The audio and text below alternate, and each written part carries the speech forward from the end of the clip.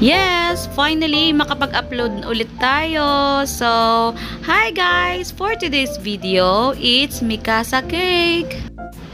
So, yun na nga. Yung Mikasa, ito yung bola ng sa volleyball. Ang nag-order nito ay taga dito lang naman sa amin, na sa loob ng aming subdivision, si Miss Jean. Hi Miss Jean! Thank you so much sa pag-order nitong cake. Actually, matagal na tong cake na to at malapit na siyang amagin sa aking gallery, and kailangan ko na siyang i-upload kasi napupuno naman ulit ang ating memory. At dahil nga Mikasa bola kailangan nating gayahin, so ayan, kailangan natin siyang i-fondant, pero yung ibabaw lang naman. Yung bottom ng cake, yun yung icing. And then, yung ibabaw, yun yung i-fondant natin. That's why, gumawa ko ng ganache para i-cover doon sa ating cake para naman maganda tingnan kapag nag-fondant tayo, di ba? So, dito na nga nagsimula ang challenge dahil mahirap pakinisin or mahirap i-assemble yung bilog. So, ayan, pagkatapos ko siyang ma-first coat ng ganache, nilagay ko muna siya sa chiller para patigasin, and then sinunod ko ng lagyan ng icing itong bottom na cake. Yung gamit nating icing dyan is boiled icing pa rin, pinastable lang natin para tumigas siya, and then yung gitna lalagyan natin ng straw para naman doon sa second tier na ilalagay natin, which is yung bola na volleyball. Yung straw, yun yung magsisilbing haligi nung cake na nasa ibabaw para hindi siya bumagsak or mag-slide. At ayan na nga, naglagay na ako dito ng second coat ng chocolate ganache, and nag-start na din ako magpakinis, pero sa nakikita nyo talagang nahihirapan ako pakinisin siya kasi nga hindi siya bilog. Para siyang oblong na hinati sa gitna, ganon. So hindi ko na nga alam kung magiging bola pa ba to or magiging itlog na. At ito na nga, naalala ko, meron pala akong scraper na manipis na pwede kong magamit. Talagang pinahirapan ba ako ng scraper? At dahil nga gagawa tayo ng bola, kailangan nating masamasahin itong fondant. So ayan, akala ko nung una, nung binigay sa akin yung inspo na design na cake, akala ko ang dali-dali lang kasi bola lang naman siya na pinagtagpi-tagpi ng color white and blue. At dito ko lang na-realize ng hirap niya palang gawin. Sa paggawa talaga ng fondant, kailangan marami ka talaga imbak na pasensya. Yes, totoo yun. Dahil ang hirap talaga sa pagmasa-masa pa lang, mauubos na yung lakas mo. So, ayan na nga, kinote ko na siya doon sa cake. Manipis lang kasi ko-cover pa tayo dyan ng design niya na blue and white. So, ninipisan ko lang talaga. Okay lang yan na merong mga punit-punit. Natural lang yan dahil manipis lang nga.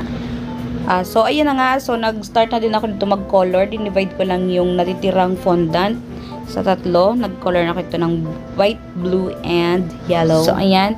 Iyan yung ilalagay natin doon sa ibabaw ng cake kasama nung ball. So, kasama yan doon sa design na sinend ni ma'am. So, ayan na nga. Para lang ako naglalaro dito ng star-star. So, ayan. Pagkatapos natin malagyan ng wire, yung mga stars. So, pinatigas lang muna natin siya para stable siya pag nilagay natin doon sa topper ng cake. And next naman natin gawin ay itong t-shirt, volleyball t-shirt ni Celebrant. So, gumawa na ulit ako ng volleyball t-shirt at dito ko ilalagay yung edad ni Celebrant.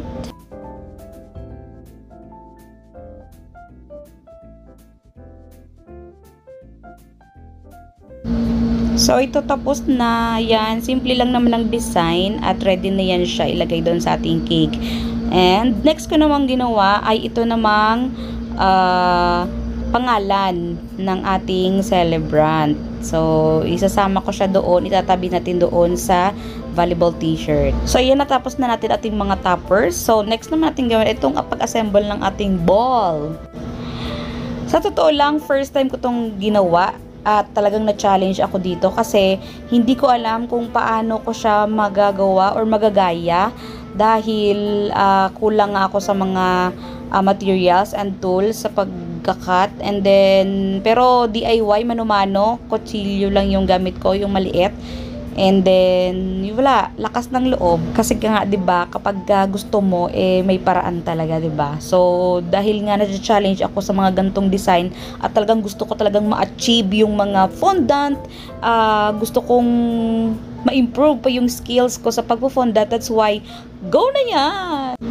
So, ayan, sinunod ko lang yung pattern ng Mikasa ball and then bahala na kung saan dadalhin ng kamay ko yung mga design na to. Basta pinagtagpi-tagpi ko na lang siya na para magmukha talaga siyang ball. Hindi ko nga alam kung magiging bola pa ba to or magiging helmet na eh. Pero dahil nga malakas yung loob natin, tiwala lang talaga. So, magagawa pa rin natin yan ng paraan. Ayan, so hindi ko na alam kung Power Ranger na ba to o Mikasa ball. So, ayan, malapit na talaga tayo sa katotohanan. Hindi ko alam kung talagang Mikasa ball ito. Pero, sige lang, maniwala ka lang sa sarili mo self. Sana nabigyan ko ng hustisya ang Mikasa ball. Kahit na nahirapan ka na, pero ginusto mo yan, sige lang, go. Walang aayaw. So, para mapantay ang color at mawala yung mga tagpi-tagpi ng ating mga dinaanan, so, kailangan lang natin siya i-brush ng water para doon sa mga tagpi-tagpi. So, yun na nga. So, next ko naman nilagay dito itong pangalan ng bola. O, diba? Kita nyo, hindi siya bola. Para siyang helmet. At ito na nga, natapos na natin, nilagay na natin siya doon sa cake. At nung nilagay natin yung Mikasa ball, ay nagkaroon ng konting problema. Lumubo yung sa ilalim, yung sa bottom part ng cake. Nasa likod lang naman at kailangan ko siyang i-scrape kasi nga para siyang may bukol na I don't know kung na-press yung air sa loob at kailangan niyang lumabas. That's why lumobo yung icing. Pero nagawa natin ng paraan. So, ayan na. Nilagay ko na yung mga toppers, yung star, yung t-shirt, and then yung pangalan. And this is our Mikasa inspired cake. So, this is the final look of our cake. Nabigyan ko ba ng hustisya? Naging bola ba siya?